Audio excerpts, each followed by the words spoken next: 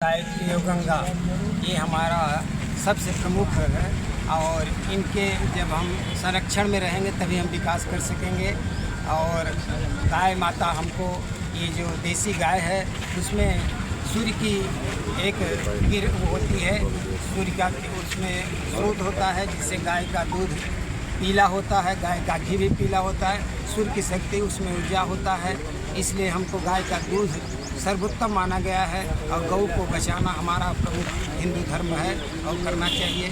इसलिए यही અને આપણું જે મુહિમ છે જે ગાયને રાષ્ટ્રમાતા જાહેર કરવાનું અને ગાયના માટે સખ્ત કાનૂનની જોગવાઈ થાય એ ટાઈપના આપણા જે પ્રયત્નો છે અને સહી ઝુંબેશથી આપણે આજે જે આવેદનપત્ર આપ્યું છે એનામાં આગળ મેં વાત કરી મુજબ 3 મહિના પછી આપણે જિલ્લામાં આવેદનપત્ર આપશું। જો કંઈ પણ કાર્યવાહી નહીં થાય તો એના પછી 3 મહિના પછી એવું લાગે છે કે કંઈ કાર્યવાહી થઈ જશે, ન થાય તો પછી રાજ્યમાં પણ આવેદનપત્ર આપશું।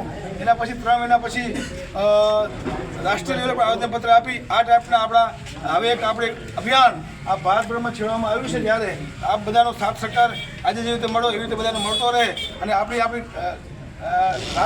ગાયને રાષ્ટ્રમાતા બનાવીએ અને આપણા જે સનાતન સંસ્કૃતિમાં જે ગાયનું મહત્ત્વ છે, જે સનાતન સંસ્કૃતિમાં જે ગાયના જે એના ઉપયોગિતા છે, માનવ સમાજ સાથે જે ગાય અને પ્રકૃતિ સાથે જે ગાય જોડાયેલી છે એના સાચા આપણે જે ભારત દેશ છે સોનાની ચીડિયા જે હતો જે એનો સોનાની ચીડિયા આ ગાય માતાના માધ્યમથી બનાવી એવી આપણે બધા પ્રયત્ન કરવાના છે। આપ સૌ ઉપસ્થિત થયા, साधु संतों में अपनी वच्चे उपस्थित था सौनो अहींथी आप अहींया आभार व्यक्त करीए छीए। बोलो गौ माता की जय। गौ माता अगर हमें गौ रक्षा की बात करनी है तो सबसे पहले शुरुआत हमें हमारे घर से करनी होगी, क्योंकि अगर हम अपने घर से गौ रक्षा की शुरुआत नहीं करेंगे तो आगे कौन करेगा।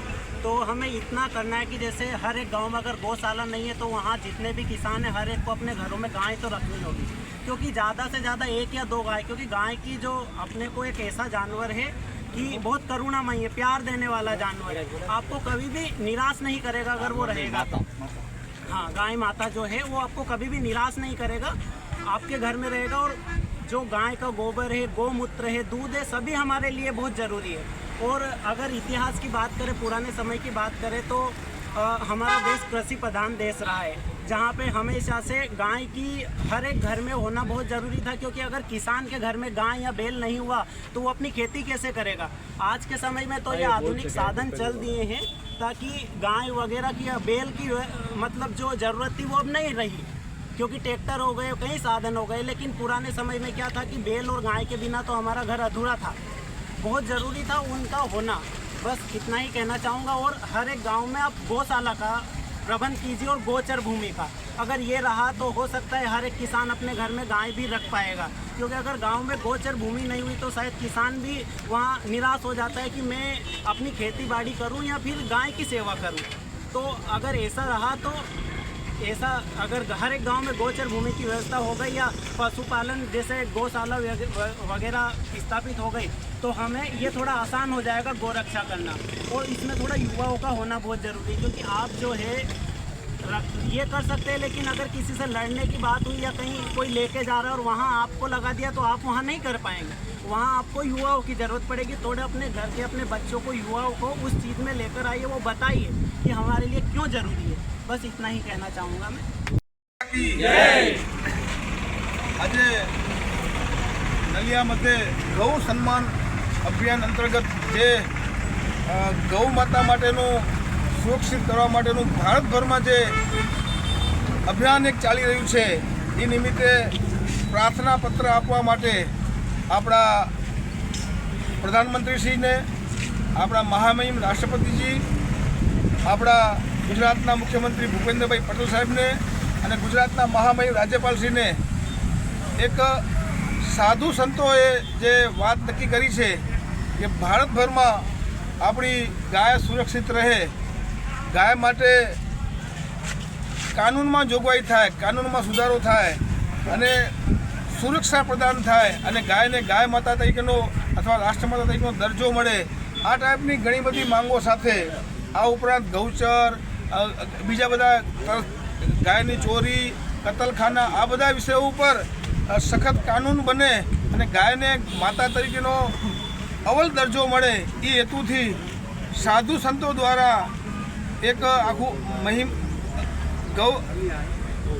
ગૌરક્ષા મહિમ ચાલી રહ્યું છે, ગૌ સન્માન અભિયાન ચાલી રહ્યું છે, જેના અંતર્ગત આજે આપણે નલિયા મધ્યે આપણા સાધુ સંતોની આગેવાનીમાં આપણા અજયગીરી બાપુ, હા નરોત્તમગીરી આપણા વમોટીથી, આપણા ગાયત્રી પરિવારના વિશ્વનાથ પ્રસાદજી અને ગુરુકુલ ભવાની પરથી આપના સાગર આર્યજી તેમજ આપણા આ વિસ્તારના સૌ આગેવાનોની સાથે મળી આપણે આજે આવેદનપત્ર આપવા જઈ રહ્યા છીએ ત્યારે સૌને અમે આવકારીએ છીએ અને વિષય ઉપર 1 મિનિટની વાત કરવા માટે હું સાગર આર્યજીને વિનંતી કરું कि आप इस विषय में कुछ बात कीजिए। Admission open Uma education trust સંચાલિત ઉમા વિદ્યાલય ગુજરાતી અને અંગ્રેજી બંને માધ્યમમાં શિક્ષણ આપવામાં આવે છે। શિશુ મંદિર 1 અને 2 સાથે એલકેજી અને યુકેજી તથા ધોરણ 1 થી 12 નો અભ્યાસ અમારે ત્યાં કરાવવામાં આવે છે। ઉચ્ચ માધ્યમિક અભ્યાસમાં આર્ટ્સ અને કોમર્સ પસંદ કરી શકો છો। સંસ્કૃતિ અને સંસ્કાર સાથે આધુનિક શિક્ષણ, બાળકના સર્વાંગી વિકાસ માટે રમતગમતની સાથે સાંસ્કૃતિક કાર્યક્રમો અને સ્વઅભ્યાસિક પ્રવૃત્તિઓ કરાવવામાં આવે છે।